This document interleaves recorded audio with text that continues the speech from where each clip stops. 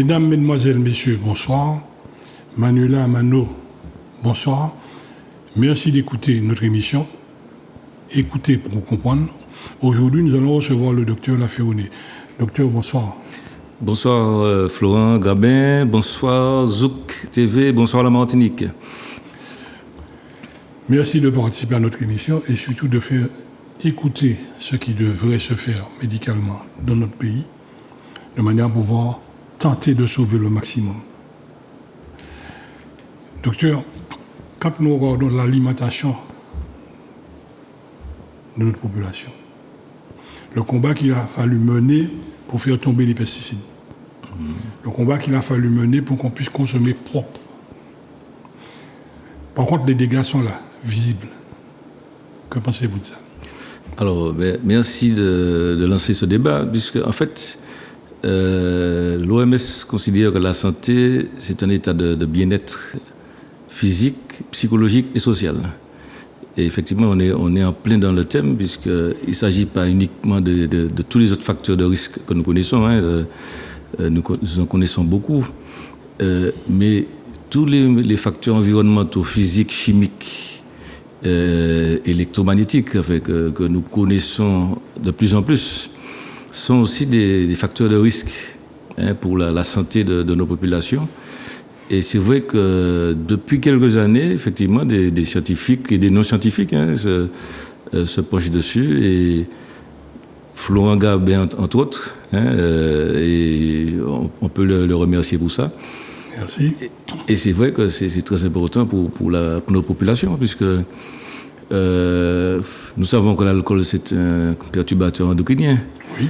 Nous savons que le tabac, c'est un perturbateur endocrinien, mais les pesticides sont des perturbateurs endocriniens. Donc, et ce cocktail? Voilà, et quand vous avez en plus des cocktails, des mélanges de perturbateurs endocriniens, c'est difficile de dénouer, c'est comme une pelote de fil, quoi. C'est difficile de dénouer. Donc, il faut s'en remettre toujours à la prévention. Le meilleur remède, c'est la prévention. Comme on dit, précaution, c'est moment félicité, c'est ça que tu as dit avant. Eh bien, on est en plein dedans, quoi, dans la prévention primaire. Et bien entendu, quand les pesticides sont déjà là, puisque Florent connaît ça très bien, quand les pesticides sont déjà là, eh bien, quoi faire pour effectivement atténuer les effets négatifs des pesticides? Il fallait déjà stopper l'hémorragie. Ensuite, faire prendre conscience à nos médecins qui faillent s'orienter vers la médecine environnementale. Du reste, le docteur Laféroné, il n'y a que 2 médecins en Martinique sur la médecine environnementale. Et lui, il a suivi nos conseils, il a participé à une formation et il a découvert des choses qui aujourd'hui permettent d'accompagner notre population. Alors, c'est vrai qu'il y a d'autres confrères qui sont intéressés, de plus en plus, même dans les formations continues. On incite effectivement nos confrères à faire de la médecine environnementale. Ça se fait même aussi en télé, en distanciel. Oui. En distanciel, ça se fait aussi. C'est assez récent, il y a quelques années. Mais on va dire que les professeurs, j'ai fait la formation avec un professeur de Nice, c'est Fénichel, professeur Fénichel, et un professeur de Montpellier, c'est Charles Sultan, que tu connais bien. Et ils avaient milité, je ne sais pas si ça va se faire et quand ça va se faire, mais ils avaient milité pour que les étudiants en médecine aient de façon quasiment obligatoire, dans leur cursus, une formation en médecine environnementale. Parce qu'on s'aperçoit que c'est de plus en plus prégnant dans nos sociétés actuelles, puisque vous savez qu'il faut bien vivre. Pour vivre, il faut manger. Pour vivre, il faut boire. Il faut respirer. Donc, c'est ce qu'on appelle les besoins primaires. Boire, manger, dormir, respirer. Et dans tous ces éléments-là, il y a de quoi effectivement être pollué. L'air est pollué. Très pollué. L'alimentation, les boissons, l'eau, les aliments sont pollués. Et il y a aussi, on est dans un bain aussi d'ondes électromagnétiques dont on ne connaît pas exactement effectivement les effets nocifs, on en connaît certains, puisque nous avons vu que, par exemple, un sportif de haut niveau de chez nous disait qu'il avait eu une tumeur du nerf auditif à cause de son portable qu'il gardait tout le temps sur lui et avec lequel il dormait.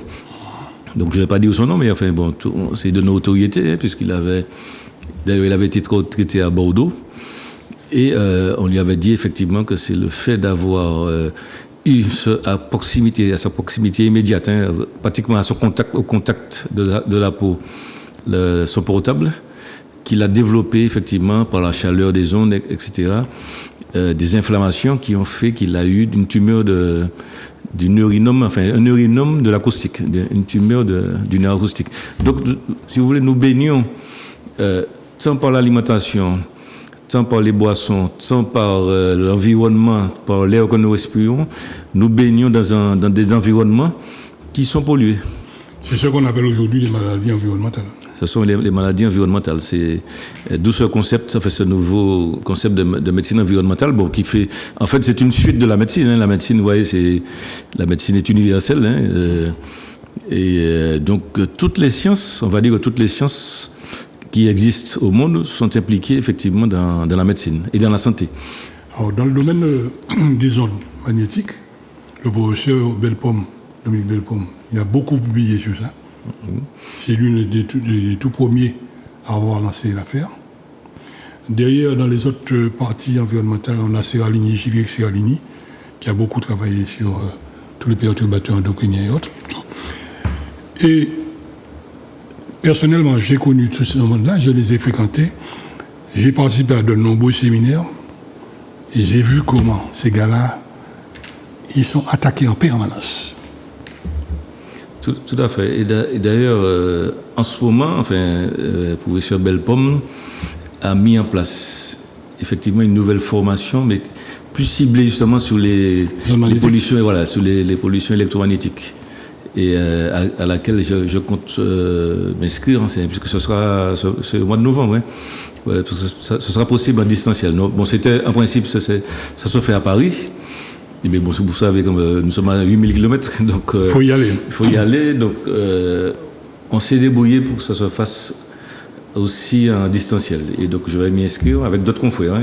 Il y a d'autres confrères qui vont s'y inscrire parce que nous avons de plus en plus de patients, d'usagers, même des professionnels de santé qui souffrent de certains signes dus aux ondes électromagnétiques.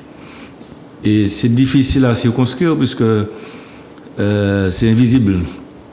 C'est invisible, on n'a pas forcément les outils de mesure pour voir si tel symptôme est dû à telle onde. Donc, vous voyez, on est en plein chantier, quoi. On va dire qu'on est en plein chantier et il faut y aller, quoi. Il faut essayer de comprendre ce qui se passe. Et en termes de prévention, je me souviens lors d'un colloque, celui qui présentait l'affaire, là, expliquait le fait simplement de garder le téléphone à l'oreille en permanence. Ça pose problème. Le fait de se déplacer, ça pose problème.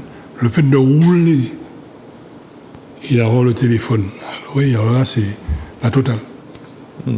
Oui, parce que vous obligez effectivement le récepteur à amplifier le signal. Puisque surtout que vous êtes dans une sorte de cage de Faraday quand vous êtes dans une voiture. Donc vous obligez le récepteur à amplifier le signal et donc le signal arrive plus fort, vous voyez. Et c'est pour ça que je pense que c'est un sujet sur lequel il faut se pencher de façon très importante, surtout avec les nouvelles antennes qui arrivent, vous voyez. Parce qu'il y a un principe, justement, en médecine environnementale, il y a un principe qui dit que l'absence de preuve ne veut pas dire que c'est une preuve qu'il n'y a pas d'effet. Est-ce que vous voyez ce que je veux dire? Oui. C'est-à-dire que ce n'est pas parce qu'on n'a pas de preuve qu'il y a un effet nocif que ça veut dire que c'est une preuve qu'il n'y a pas d'effet. Si on peut reformuler ça ainsi. Et c'est un principe, d'ailleurs ça rejoint le principe de précaution.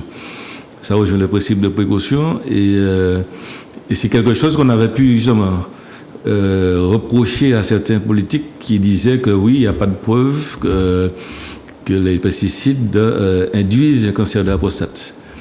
Maintenant, la science, grâce à l'INSERM, à Multinier, au professeur Blanchard, à 2 reprises, ils ont fait des études montré qu'en Guadeloupe, l'exposition à la chlordécone a induit 1,8 fois plus de cancer de la prostate, ça disons presque 2 fois plus, pour un jeune Guadeloupéen qui habitait en Guadeloupe, que s'il lui-même avait vécu sur le continent européen, que s'il avait vécu en France. Et il a refait une étude ils ont refait une étude en début 2019, où il montrait que la présence de chlordécone dans le sang, enfin dans le corps, la présence de chlordécone diminuait l'efficacité du traitement contre le cancer de la prostate. Alors non seulement diminuait l'efficacité du traitement contre le cancer de la prostate, mais aussi augmentait le risque de récidive. Donc vous avez dit que Nyon ne fait pas le printemps, qu'une seule étude ne suffit pas. Mais c'est déjà quand même quelque chose qui a permis, d'ailleurs ça a permis aussi par la suite, qu'on considère maintenant le cancer de la prostate chez les travailleurs agricoles comme une maladie professionnelle. Oui. C'est une avancée formidable. Oui. Et en termes de cancer de la prostate, je me souviens lors d'un séminaire, quand le professeur Gilles Seralini et le professeur Charles Sultan ont fait le lien de la combinaison entre les différentes molécules additionnées justement à cette molécule chlordécone. Et en dehors de ça, il y a tellement de choses qui se déclenchent. Et quand on voit, par exemple, au niveau des perturbateurs endocriniens, il y a les hormones de croissance. Ce que nous pouvons vérifier dans notre société aujourd'hui, comment l'obésité a flambé en Martinique. Simplement l'hormone de croissance que l'on injecte dans nos animaux et que finalement nous ingurgitons en faisant nos plats. C'est autant de perturbateurs endocriniens, c'est ça, hein, autant de perturbateurs endocriniens, dont le sucre y compris. Oui. Puisque le sucre aussi, on s'est aperçu que c'est un facteur qui va induire, ou bien c'est un cofacteur effectivement dans le développement des tumeurs. Hein, parce que le corps humain, n'a pas besoin des quantités de sucre qu'on le fait ingurgiter. On a des diabètes, on a des hypertensions, on a pas mal de... On a beaucoup de maladies chroniques. On a pas mal de maladies chroniques.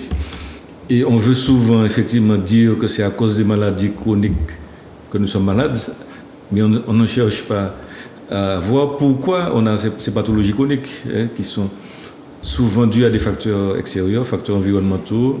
Il y a la sédentarité aussi. Il y a la sédentarité, mais il y a surtout effectivement les nouveaux comportements alimentaires, et puis la pollution, et puis les pesticides, etc. Donc, et comme Florent disait tout à l'heure, hein, il y a aussi ce cocktail, ce mélange de perturbateurs dont on ne sait pas exactement comment ils fonctionnent, mais on sait qu'il y a une synergie, un cycle nocif, quoi, hein, et qui fait qu'on augmente effectivement les pathologies physiques et les pathologies hormonales, quoi. Et ils avaient convenu comment détoxifier l'homme à partir d'une alimentation propre. Est-ce que tu peux nous donner... Alors, on s'est aperçu, alors il y a plusieurs niveaux dans la question et dans la réponse. Alors, il y a des molécules effectivement qui existent pour des chélateurs, hein, des pesticides, et on en a parlé déjà pour la chlordécone, comme des vieux médicaments, hein, la cholestéramine, c'est-à-dire le castran. Mais pour l'instant, je ne connais pas, il n'y a pas de protocole. On n'a pas de protocole, mais on considère quand même qu'en consommant une alimentation complètement dénuée de pesticides, mais là, le problème c'est qu'il faut zéro pesticide, hein, zéro chlordécone, pas seulement zéro chlordécone, zéro pesticide, zéro molécule chimique. En consommant cela pendant plusieurs mois, on commence déjà à avoir une décroissance des taux de pesticides dans le sang.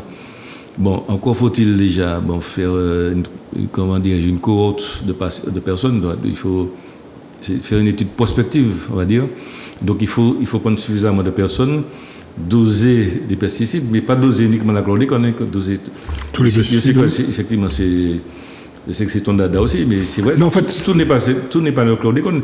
Le chlordécone, c'est très néfaste, mais il n'y a pas que le chlordécone. Il y a d'autres molécules. Il y a le DDT, il y a enfin, je ne vais pas tout dire, mais la chlorocyclohexane. Enfin, il y a plein de molécules qui sont issues des pesticides, qui sont néfastes et qui sont cancérigènes. À propos de chlordécone, c'est une molécule où l'État nous a enfermés dedans. Simplement, quand l'État a vu que nous avons eu des savants, le grand Bavarignard, qui se sont emparés de ce sujet pour faire tout ce qu'ils ont fait, là, on ne va pas refaire l'histoire de la chose. Donc l'État nous a enfermés dans la chlordécone et nous a éloignés des autres pesticides. Et quand nous, on a soulevé le problème de l'eau, quand on a vu le nombre de molécules dans l'eau, ben, l'État s'est calmé un peu. Mais n'empêche que l'Européen, chaque fois, on parle de chlordécone. Et ça, c'est très dangereux. Et c'est là où nous disons aux gens, sortons de cette affaire-là, allons dans l'ensemble des pesticides. Alors, il y a les pesticides, il y a les bisphénols, donc le bisphénol A. Et je me souviens qu'en 2019, quand j'ai fait la formation avec Fénichel et Bisultan, on parlait de bisphénol A. Et puis après, justement, en cours d'études, on s'est aperçu qu'il y avait aussi le bisphénol B, qui est lui aussi mutagène. Et puis, il y a d'autres molécules, le glyphosate. Le glyphosate aussi. Or, le glyphosate était toléré jusqu'à un certain point, et la France avait même demandé une dérogation. Là ce n'est pas la Martinique qui a demandé une dérogation, c'est la France qui a demandé une dérogation par rapport à ce que préconisait l'Europe pour arrêter le glyphosate. Le glyphosate aussi, c'est perturbateur endocrinien, mutagène, etc. Il y a le paraquat. Sans compter tout cela qui sont là déjà. Et donc, effectivement, nous sommes dans une société, c'est le progrès, on va dire que c'est le progrès qui a voulu que pour détruire quelques petites bestioles, on a produit effectivement certains produits chimiques, mais il s'avère que le remède est pire que le mal, en fait. Il faut manger quelques petits parasites et que d'avoir effectivement des molécules qui ont des effets on va dire à longue durée, des effets délétères à longue durée dans l'organisme. Enfin, on va dire des bombes à retardement, quoi. Pratiquement des bombes à retardement. Et là, aujourd'hui, nous pouvons observer la nature, avec le changement climatique. On s'aperçoit d'une chose, on peut dire que les saisons n'existent pratiquement plus. On a des problèmes de production au niveau de nos arbres fruitiers, au niveau de notre production agricole. Et c'est là qu'il faudra qu'on fasse très attention pour qu'on puisse faire ce qu'il faut pour éviter d'aller plus loin dans la bêtise. Alors c'est vrai que là on a dans des problèmes de société, de philosophiques, des problèmes philosophiques. Parce que on a tout basé sur le profit à court terme. C'est une société, même en dehors de la politique, on peut quand même philosopher. On est entré dans une société où ce qui compte, c'est le résultat à court terme pour avoir des sous, des euros, des dollars, etc. Et quand nous étions petits, en histoire, en géographie, on a appris, par exemple, qu'il y avait ce qu'on appelait la jachère. C'est ça qu'on nous a appris à l'école, dans les petites classes. Les paysans ne cultivaient pas sur toutes leurs parcelles de terrain. C'est-à-dire qu'ils gardaient un tiers un pourcentage de leur surface qu'ils laissaient en jachère. Ils cultivaient sur d'autres parties. Ils faisaient de la rotation. Ils faisaient de la rotation, donc la terre s'enrichissait, etc. Et depuis quelques années, enfin depuis des décennies, nous sommes entrés dans une ère où il faut produire à tout prix, c'est-à-dire il faut faire du profit à tout prix. Et ça donne ce que ça donne. Vous voyez, on va appeler ça le revers de la médaille. Qui c'est qui disait? Je ne sais pas si c'est Montaigne qui disait science sans conscience. Science sans conscience n'est que ruine de l'âme. Je crois qu'on est en plein dans l'illustration, hein, c'est-à-dire faire des choses pour avoir un profit à court terme. En fait, le bon C'est ça sens, qu'il ne faut pas faire. en fait, le bon sens paysan, Le bon sens paysan, Eh ben, il savait, c'était un bon sens millénaire, on va dire, hein, peut-être centenaire. Bon, et ça avait vraiment du sens puisque les gens savaient. Et puis, tout à l'heure, on parlait des saisons. Ces gens-là, enfin, je dis ces gens-là, c'est les ancêtres, ils savaient utiliser effectivement les saisons, les lunes, voilà, ils savaient utiliser les lunes, ils savaient comment. Ils étaient, on va dire qu'ils étaient plus en communion avec la nature. Ils étaient plus en communion avec la nature et peut-être que ça évitait effectivement certains déboires, hein, on peut dire ça. oui, puis la modernisation a fait que, bon, ben, aujourd'hui, nous subissons. Hein. Aujourd'hui, nous subissons. Alors, c'est vrai que c'est toujours a posteriori, hein, puisque c'est. Oui, ben, même jour où on était au Amiens. Voilà, c'est pas même le jour où j'étais au Boudou à gonfler. Et c'est toujours a posteriori. Il va dire, effectivement, c'est mon raison. Et puis, c'est vrai dire, bon, soit pas qu'on est grand passé aussi, c'est ça veut dire. Mais nous sommes là pour apprendre, hein. Et nous sommes là pour apprendre. Et puis, il y a quand même une intelligence qu'il faut avoir. Il faut savoir reconnaître qu'on s'est fourvoyé, hein, qu'on est entré dans un chemin qui n'est pas le bon. J'allais dire, je peux même extrapoler. Il en va de même aussi pour les cultures que nous privilégions, par exemple, dans nos pays. Pourquoi privilégier certaines cultures uniquement pour l'exportation? En dehors de toute politique, hein, nous ne sommes pas dans la politique, mais nous sommes simplement dans le vivant. Pourquoi privilégier uniquement de cultiver la terre pour l'exportation et ne pas penser comment dirais-je, à quoi ça sert la terre? Ça sert d'abord à nourrir les gens qui sont dessus.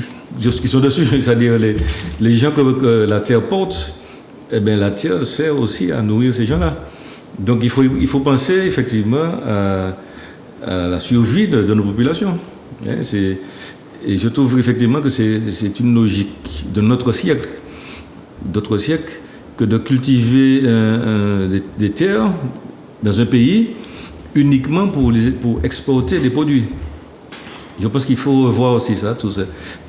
Comme dirait un ami qui est politique aussi, il faudrait voir un changement de paradigme, faire en sorte que, et ça c'est de l'écologie aussi, hein, c'est de l'écologie, faire en sorte que cultiver la terre doit sous-entendre le développement durable, c'est-à-dire faire en sorte que cette terre-là puisse continuer pendant très longtemps à nourrir non seulement nous, mais ceux qui vont nous survivre, hein, c'est-à-dire nos enfants, nos petits-enfants, nos neveux, les générations à venir, les générations futures. Voilà.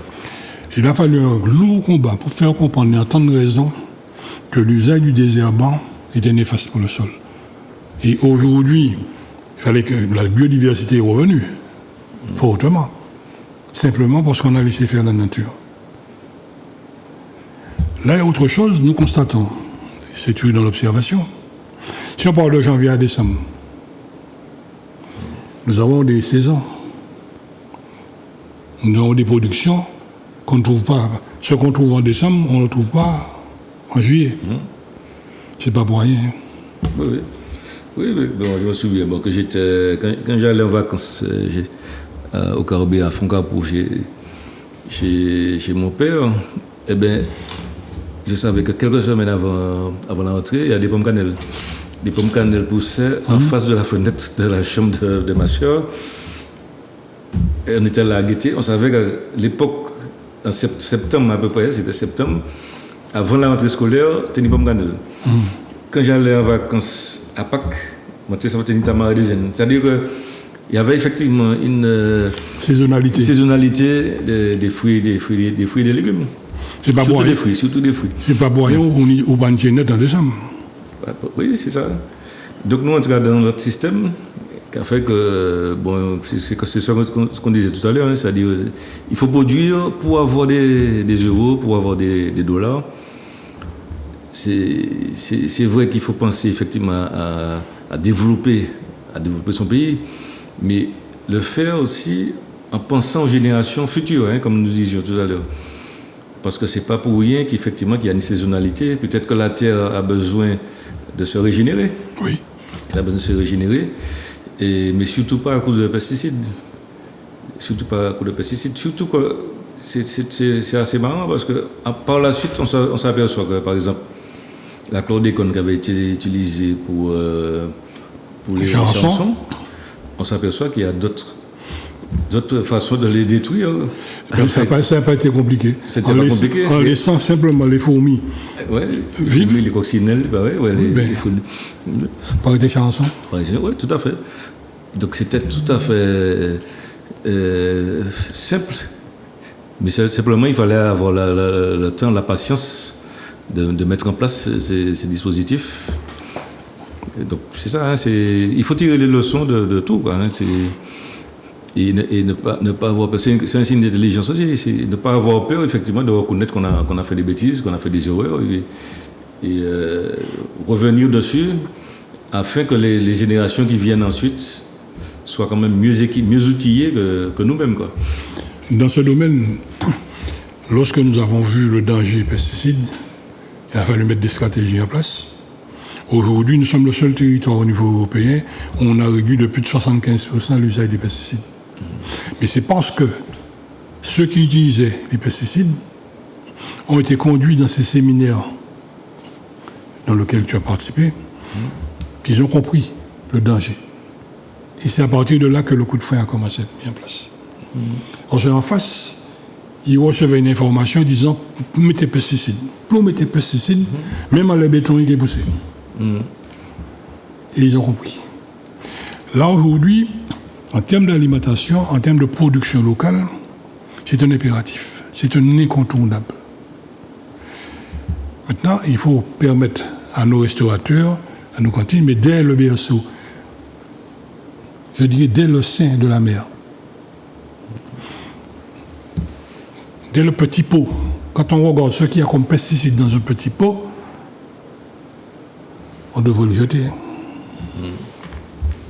Tout à fait. Alors c'est vrai que là, nous sommes dans un domaine, effectivement, où le mal est récurrent et le mal est rémanent, on va dire. Et c'est ça qui est embêtant, surtout qu'il y a une multiplicité, on a dit, des agents chimiques, des agents physiques. Il y a des combinaisons. Il y a des combinaisons, et donc nous sommes, comme on disait, c'est un gros chantier. C'est un gros chantier, mais encore faut-il en être conscient. Je pense que les services publics le sont de plus en plus, ils sont de plus en plus conscients, parce qu'ils ont fait des plans chlordécone. Ils ont été obligés, ils ont été coincés, parce qu'on a eu un apport fort de la puissance scientifique internationale. Ce qui fait qu'ils se sont calmés. Autrement, on continuait à empoisonner la Martinique et à mettre une croix sur tout ce qu'il faut pour danser un discours anti-pesticide. Tout à fait, parce que je pense qu'effectivement, comme on dit souvent, nul n'est prophète en son pays. Mais c'est vrai que, aux États-Unis, dans d'autres pays d'Europe, effectivement, il y a quand même une levée de bouclier pour une alimentation plus saine, pour qu'il y ait moins de pesticides. Mais c'est pas fini, c'est un combat permanent. C'est un combat permanent, puisqu'il y a toujours... il y aura toujours un combat entre ceux qui veulent à tout prix, effectivement, parce qu'il y a des enjeux financiers énormes à produire des pesticides et à les vendre. Il y a des enjeux très importants. Et c'est ça qui explique, à mon avis, que le glyphosate n'est pas encore complètement banni, alors qu'on sait qu'il est nocif. Il est peut-être moins rémanent que la chlordécone, mais le glyphosate est nocif. Il fait partie des perturbateurs endocriniens et des mutagènes. Donc, tôt ou tard, il faudra arrêter avec ça. Et grâce aux études de Gilles Seralini, on a vu ce qui s'est passé dans l'affaire du jardinier aux États-Unis. Oui. Et c'est quand il a mis les études sur la table qu'il a fait tomber le groupe. Oui. Et il y a des gens qui ne le savent pas. On a cherché à le tuer. Certainement. On a cherché à tuer Gilles Seralini. Certainement. L'ouvrier dont vous parlez, c'est un ouvrier qui a eu combien de des millions de. Oui, en indemnisation. D'indemnisation. Oui, mais c'est pas ça qui vient. Non, justement, c'est pas ça. Mais disons que c'est symbolique. On va dire que c'est symbolique. Oui, mais ça a bloqué le groupe. Ça a bloqué. Et c'est vrai qu'aux États-Unis, bon, il y a quand même des avocats, il y a quand même des gens qui quand ils se mettent à se battre, ils se battent sérieusement. Et donc c'est peut-être un exemple aussi pour la France, bon, même si le système n'est pas le même. Hein. Le système n'est peut-être pas le même. Mais si on ne sait pas monter un dossier, c'est tout le problème est là. J'ai vu des dossiers, quand j'ai vu les mémoires, je me suis posé la question, je me dis, mais ça va pas s'entêter, monsieur. C'est pas parce qu'on est avocat, monsieur, pas qu'on est sujet là. Et finalement, on a vu tout ce qu'on a vu là ces derniers temps. Et lorsque, je me souviens, quand nous avons posé le problème à Corinne Lepage, qui nous a mis en garde sur cette affaire-là. Mais derrière Corinne Lepage, il y a cette batterie de scientifiques internationaux. Bon, maintenant, sans faire de procès, on n'est pas revenu à faire reculer des choses. Mais l'entêtement du consommateur fait que, quand on prend l'alimentation low cost, qui donne pour acheter un poulet à 9 € du kilo, on voit le danger. Hein? C'est ça, tout bel, c'est business. C'est business, c'est d'abord le profit, hein, c'est à court terme. Le profit à court terme. C'est vrai on le disait. En général, on dit ça en santé publique, puisque c'est pareil aussi pour les gens qui disent qu'ils n'ont pas d'argent pour faire un régime. C'est exactement la même problématique. Parce que les gens se disent qu'effectivement, s'ils veulent manger sain, il faut qu'ils aient les moyens. Et c'est ça, effectivement, c'est ça qui n'est pas normal, effectivement. S'ils sont hypertendus, s'ils sont diabétiques, et si en plus qu'il faut qu'ils mangent bio, on va dire sans naturel, sans pesticides, il semblerait que ce soit plus coûteux. C'est ça qui n'est pas normal, effectivement, dans une société de progrès au XXIe siècle. Il n'est pas normal que pour manger sainement, une alimentation qui n'induise pas de pathologie, ni d'hypertension, ni de diabète, ni de tumeur, c'est pas normal qu'il faille dépenser plus d'argent. C'est une problématique, effectivement. Et les usagers, je pense qu'ils ne montrent pas suffisamment que nous, ils ont leur mot à dire aussi. C'est lui l'arbitre, en fait. Tout à fait. C'est lui l'arbitre. Quand on voit en Pomme-Fosse, 8500 km, en rayon 2 € et quelque chose. En Bassignac, Basse-Mètre de Fosse, il y a 7-8 €. S'il n'y a pas un lever de bouclier de la part du consommateur, le matin, on revend un silo, tout ce que nous produisons là. Et c'est ça, c'est le consommateur, c'est lui l'arbitre. Maintenant, en termes de suivi médical, s'il refuse de se faire suivre par un médecin qui connaît le problème, c'est certain aussi, on va vers la catastrophe. En fait, effectivement, c'est tout un système. Hein. J'aime bien raisonner en systémie, c'est-à-dire c'est tout un système. On va dire qu'on pense, en général, on dit on pense global et on agit local. C'est tout un système parce que normalement, si on parle de développement durable, effectivement, on privilégie les circuits courts. C'est-à-dire, on va dire du producteur au consommateur. À condition, effectivement, qu'on ait confiance. Et à condition, effectivement, que ça ne te revienne pas trop cher. Oui.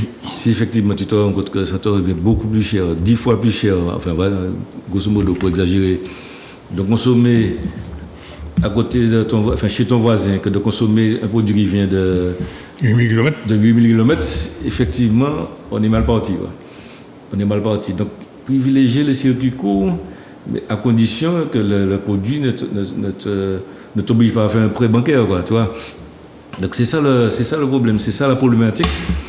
Et c'est un enjeu important qu'il faut soumettre aux autorités, oui. À nos politiques, à tout le monde, quoi, hein, et aux usagers. Hein, les usagers ont leur mot à dire, les associations de consommateurs doivent monter au créneau pour qu'on puisse avoir une alimentation saine, des boissons saines, mais qui soient dans la proximité et qui soient dénué d'effets nocifs pour la santé.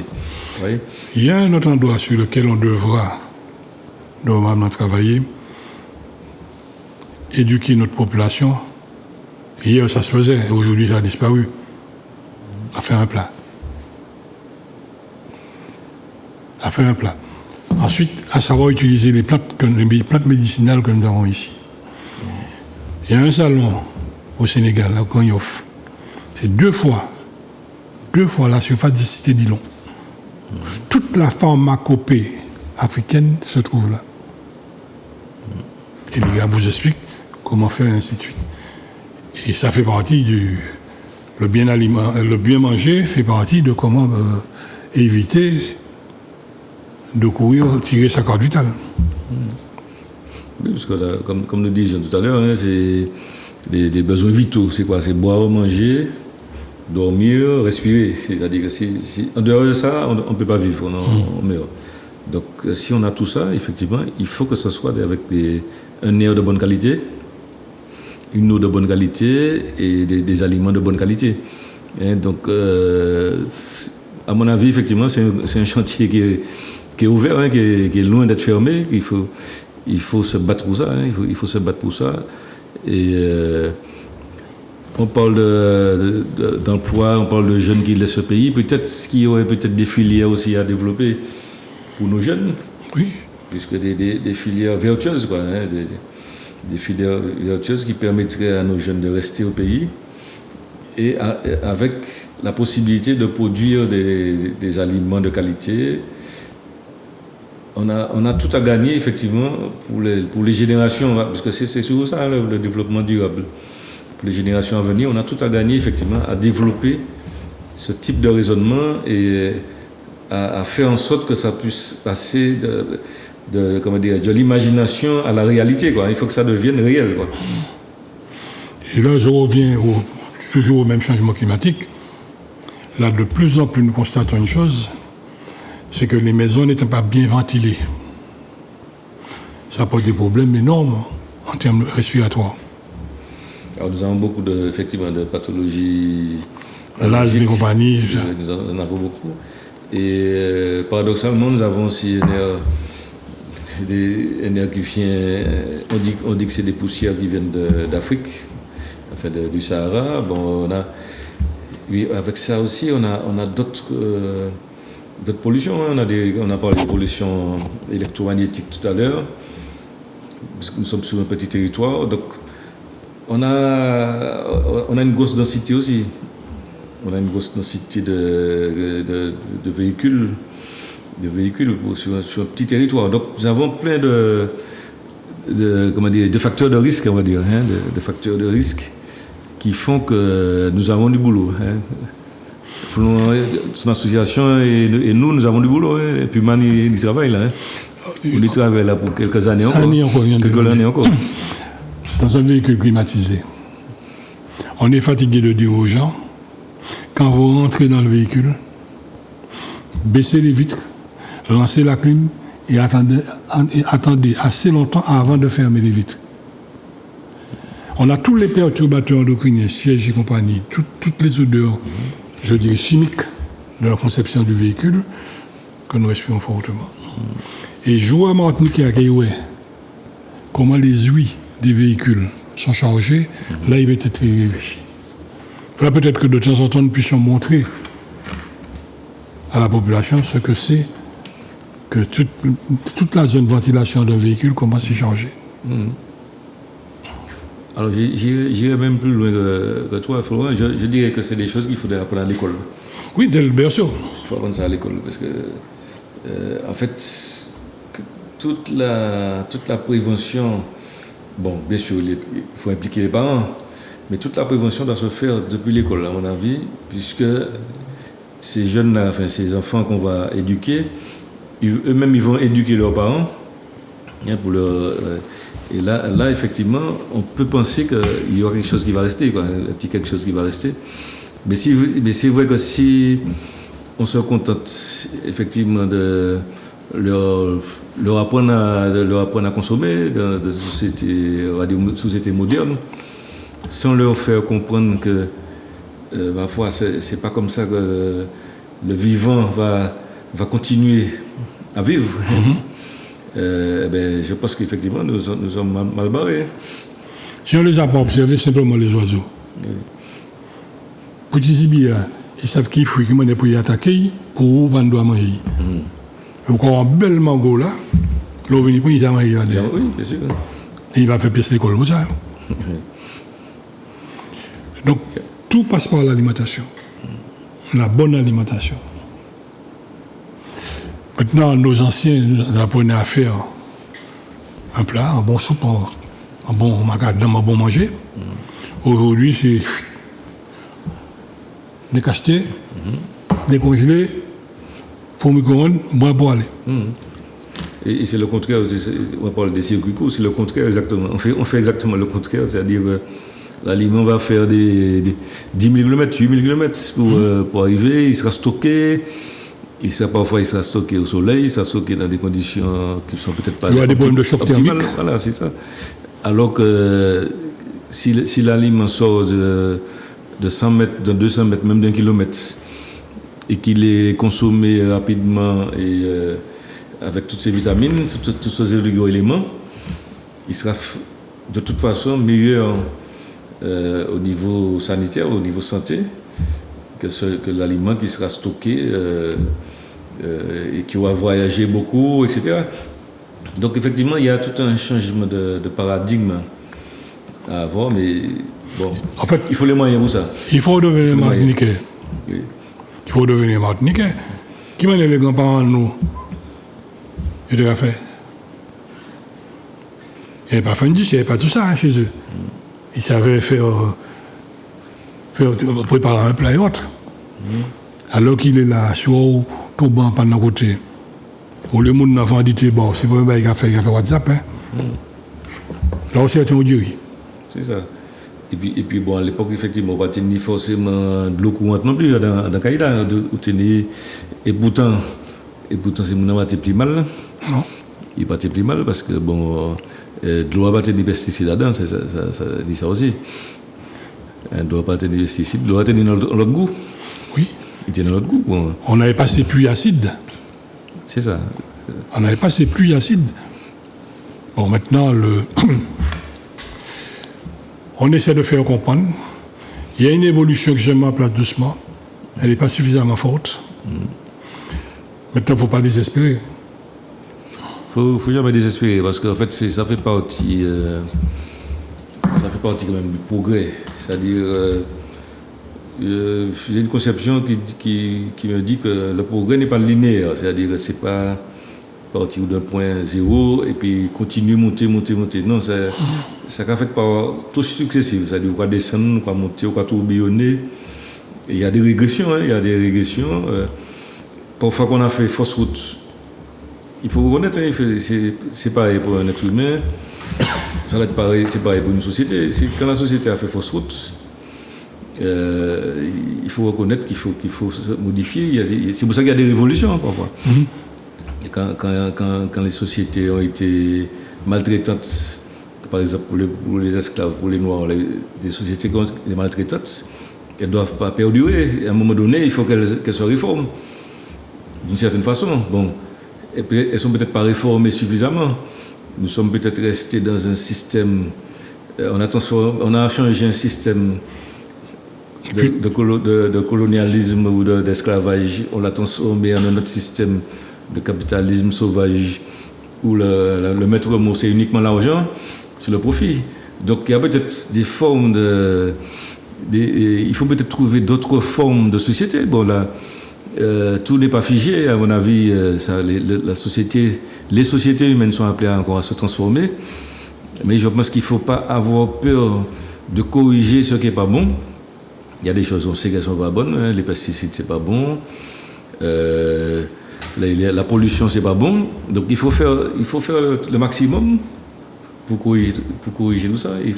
Mais il ne faut pas que l'usager, les populations soient simplement des pions. Il faut que l'usager aussi puisse s'approprier. Il faut qu'il s'implique. Voilà. Il faut que l'usager s'implique. Comme Florent, comme Puma, comme professionnel, il faut que l'usager s'implique et ne reste pas là simplement spectateur et comme dirait le poète, qu'il ne soit pas le simple jouet qu'on avait les autres. Il faut que l'usager se sente concerné par lui-même, par sa santé physique, psychologique et sociale. Voyez. Donc il y a du boulot pour tout le monde dans cette réflexion. Il faut qu'il soit à l'écoute. Il faut qu'il soit à l'écoute, il faut qu'il s'informe, il faut qu'il soit curieux de ce qui se passe. Et il faut qu'il soit bien, je dirais même qu'il faut qu'il soit bienveillant par rapport à lui-même. Par rapport à lui-même, par rapport à sa famille, par rapport à ses enfants, aux générations qui viennent. Il faut que l'usager, le Martiniquais, il faut qu'il soit bienveillant et bien traitant par rapport à sa population. D'autant qu'aujourd'hui, il faut qu'il sache écouter. Et pour comprendre, il y a des choses, nous sommes très documentés aujourd'hui. C'est pas comme hier, on n'avait pas toutes les informations. Là, aujourd'hui, c'est documenté. On peut trouver toutes les références, toutes les études pour comprendre ce qui se passe. Enfin, en tout cas, on a contourné, on s'est faufilé dans tout ça. Le maître mot, consommer local. Le producteur doit respecter le consommateur, ne pas l'assassiner en termes de coûts.